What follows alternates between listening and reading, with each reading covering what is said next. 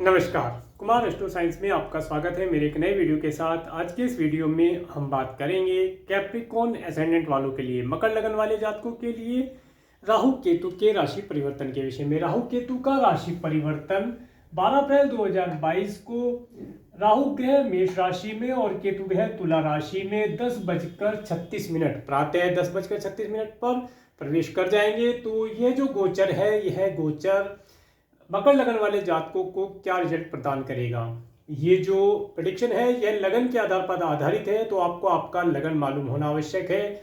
आपको आपका लगन मालूम करने के लिए आपके पास जो भी आपकी जन्मपत्री है उसे खोल करके आप देखेंगे कि उसके अंदर बहुत सारी कुंडलियां हैं और उनमें से किसी एक कुंडली के ऊपर यहाँ पर जन्म कुंडली या लगन कुंडली लिखा होगा और उसके फर्स्ट हाउस में, इस हाउस को फर्स्ट हाउस कहते हैं, और यहाँ पर अगर 10 अंक लिखा है तो आपका मकर लगन है, कैप्रिकॉर्न एसेंडेंट है। तो आप इस वीडियो को देख सकते हैं और आप इस वीडियो का एडवांटेज प्राप्त कर पाएंगे।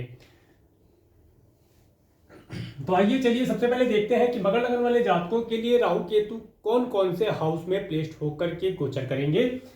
राहु ग्रह इनके 4th हाउस में और केतु ग्रह इनके 10th हाउस में गोचर करेंगे। अब इसके साथ साथ अब देखते हैं कि राहु ग्रह जब इनके 4th हाउस में मेष राशि से गोचर करेंगे तो ये मकर लगन वाले जातकों को क्या रिजल्ट प्रदान करेंगे। जब मकर लगन वाले जातकों के 4th हाउस में राहु ग्रह आएंगे तो ये इन्हें इनके माता पिता के लिए, इसके साथ साथ इनकी संपत्ति के लिए, अगर इनकी कोई प्रॉपर्टी है, कोई मकान इत्यादि लेना चाहते हैं तो उससे रिलेटेड कोई प्रॉब्लम दिखा सकते हैं। इसके साथ साथ मकर लगन वाले जातक अगर कोई घर परचेज करना चाहते हैं तो घर परचेज करने से पहले उन्हें अपने घर की वास्तु को अच्छी प्रकार से चेक करा लेना चाहिए, किसी अच्छे वास्तु कंसल्टेंट के माध्यम से या किसी अच्छे एस्ट्रोलॉजर के माध्यम से उस घर की वास्तु को अवश्य चेक कराएं। अदरवाइज उनके घर के अंदर कोई निगेटिविटी या कोई वास्तु दोष का होना यहाँ पर देखा जाता है। इसके साथ साथ इस समय अंतराल के अंदर जो मकर लगन वाले जातक जिनकी एज ज़्यादा है वे अपने ओल्ड एज के लिए अगर कोई प्लानिंग करते हैं तो उसके अंदर यहाँ पर उनकी प्लानिंग फेल हो सकती है। ये समय जो रहेगा, इस समय अंतराल के अंदर किसी भी प्रकार से अपनी ओल्ड एज के लिए कोई प्लानिंग कर पाना, बेहतर रिजल्ट के लिए कर पाने का समय नहीं रहेगा। अभी ये वीडियो आपको 12 अप्रैल से पहले ही मैं अपलोड कर दूंगा, मिल जाएगा। तो आपको जो भी कोई अपने ओल्ड एज के लिए प्लानिंग करनी है, फिक्स अमाउंट देखना है या प्रॉपर्टी इत्यादि का कोई कार्य है, जो भी आपके ओल्ड एज के लिए आप प्लानिंग करना चाहते हैं उसे 12 अप्रैल 2022 से पहले पहले कंप्लीट कर लें। अदरवाइज अगर आप 12 अप्रैल के बाद जब राहु ग्रह आपके 4th हाउस से गोचर करेंगे उस समय अंतराल में आप देखेंगे कि उस समय अंतराल के अंदर ये जो राहु ग्रह है यहाँ पर आपकी ओल्ड एज के लिए प्रॉब्लम क्रिएट कर सकते हैं। उस समय अंतराल के अंदर आपका धन, आपकी प्रॉपर्टी, आपका व्हीकल, इन सब चीज़ों से रिलेटेड कोई ना कोई प्रॉब्लम आपको रह सकती है। इसके साथ साथ इस समय अंतराल के अंदर आपको स्वप्न बहुत अधिक आएंगे, आपको अजीब तरह के स्वप्न आएंगे, प्रालौकिक दुनिया के स्वप्न आप इस समय में देख पाएंगे। बहुत अधिक सपनों का आना इस समय में आप इस चीज़ को नोटिस करेंगे। और इसके साथ साथ जब यहाँ पर राहु ग्रह आएंगे तो ये आपको आपके व्हीकल से रिलेटेड कोई प्रॉब्लम दिखा सकते हैं। आपका व्हीकल इस समय में आपको प्रॉब्लम में डाल सकता है। व्हीकल ड्राइव करते हुए थोड़ा सा केयरफुल रहें। इसके साथ साथ अगर कोई नया व्हीकल परचेज करना चाहते हैं तो ये समय जो रहेगा ये बेहतर समय नहीं रहेगा कोई व्हीकल परचेज करने के लिए। इसके साथ साथ इस समय अंतराल के अंदर राहु ग्रह आपके लिए अच्छा क्या दे सकते हैं उसके विषय में बात करते हैं। अगर आपकी कोई संपत्ति या कोई प्रॉपर्टी जो आपको मिलने से पिछले समय में रह गई है या रुक रही है, उसके ऊपर कोई कार्य पेंडिंग है तो वह कार्य इस समय अंतराल के अंदर आप पूरा करा पाएंगे, ऐसा यहाँ पर राहु ग्रह बताते हैं। इसके साथ साथ अब बात करते हैं राहु ग्रह की दृष्टि की। जब राहु ग्रह की दृष्टि यहाँ से, राहु ग्रह की 5वीं दृष्टि, 1 2 3 4 5, 5वीं दृष्टि आपके 8th हाउस पर पड़ती है तो ये बताती है इस समय अंतराल के अंदर आपको स्वयं की हेल्थ के लिए केयरफुल रहना चाहिए। इसके साथ साथ इस समय अंतराल के अंदर जो आपका कुटुंब है, कुटुंब के जो सदस्य हैं वे भी आपको किसी प्रकार से कोई प्रॉब्लम क्रिएट करके दे सकते हैं, तो उनसे भी बचकर रहने की संभावना है। इसके साथ साथ इस समय अंतराल के अंदर आपको कुछ ओकुल्ट साइंस के अंदर से भी या जो छुपा हुआ ज्ञान होता है उस प्रकार की चीज़ों से भी कोई परेशानी देखने को मिल सकती है। आपका मन इस समय अंतराल के अंदर जो गुप्त विद्याएं होती हैं, गूढ़ विद्याएं होती हैं, ओकुल्ट साइंस होती हैं, उनकी तरफ आपका रुझान हो सकता है। उन चीज़ों के ऊपर आप मनन कर सकते हैं, ऐसा यहाँ पर पता चलता है। इसके साथ साथ इस समय अंतराल के अंदर आपको अपने स्वयं के पैरों के ऊपर विशेष तौर से ध्यान रखना चाहिए, अदरवाइज पैरों में चोट लगने की संभावना यहाँ पर बनती है। इसके साथ साथ अगर मकर लगन वाले जातक मैरिड हैं तो इस समय अंतराल के अंदर उन्हें उनके स्पाउस के परिवार वालों से भी किसी प्रकार की कोई प्रॉब्लम देखने को मिल सकती है। तो कोशिश करें अपने स्पाउस के परिवार वालों के यहाँ पर कम से कम जाना आना और कम से कम वार्तालाप करना, ये चीज़ आप अगर प्रयोग में करेंगे तो यही एक उपाय बनेगा और जिसके माध्यम से आपका जीवन शांतिप्रिय ढंग से व्यतीत हो पाएगा। इसके साथ साथ इस समय अंतराल के अंदर जो मकर लगन वाले जातक हैं वे देखेंगे कि इनकी स्पाउस की जो वाणी है वह अजीब प्रकार की खटास और मिठास दोनों तरह की वाणी लिए हुए होगी। कभी उनका रुख बहुत ही मीठा हो जाएगा और कभी उनका रुख बहुत ही खट्टा हो जाएगा, ऐसी वाणी आप देखने को आपको मिलेगी। इसके बाद बात करते हैं राहु ग्रह की 7th एस्पेक्ट की, जो आपके 10th हाउस के ऊपर पड़ती है। इस समय अंतराल के अंदर आप देखेंगे आपके कार्य व्यवसाय के ऊपर, अगर आप कुछ राजनीति इत्यादि कार्यों को करते हैं तो उनके अंदर भी आपको सफलता प्राप्त हो पाएगी। इसके साथ साथ इस समय अंतराल के अंदर अगर आप कोई जॉब करते हैं, कोई बिजनेस करते हैं, जो भी आपका ऑक्यूपेशन है वहाँ पर थोड़ा सा पॉलिटिक्स लगा करके आप आगे बढ़ पाएंगे। अगर आप सीधे स्वभाव में अपने कार्यों को करवाने का या करने का प्रयास करेंगे तो उसमें आपको विफलता हाथ लग सकती है।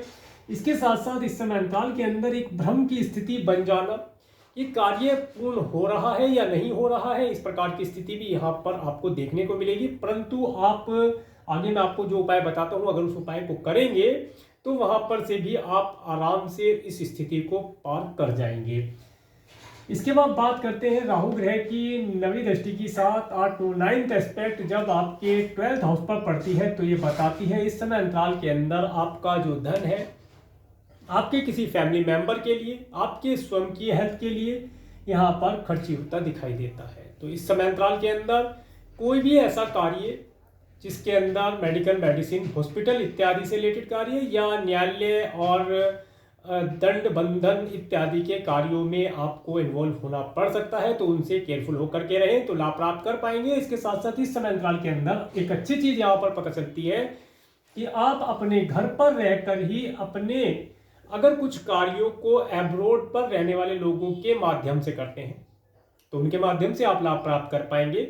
इसके साथ साथ अगर आप एब्रोड जाने के इच्छुक हैं तो एब्रोड जाने के लिए तो यहाँ पर चांसेस नहीं बनते हैं, परंतु अगर आप एब्रोड से रिलेटेड किसी कंपनी में, जैसे मल्टीनेशनल कंपनियां होती हैं, इस प्रकार की किसी कंपनी में कार्य करते हैं तो उसके माध्यम से, या आपका इंपोर्ट एक्सपोर्ट से रिलेटेड कोई कार्य है तो उसके माध्यम से आप लाभ प्राप्त कर पाएंगे, ऐसा यहाँ पर प्रतीत होता है। इसके बाद बात करेंगे केतु ग्रह की। केतु ग्रह आपके 10th हाउस में तुला राशि से गोचर करेंगे।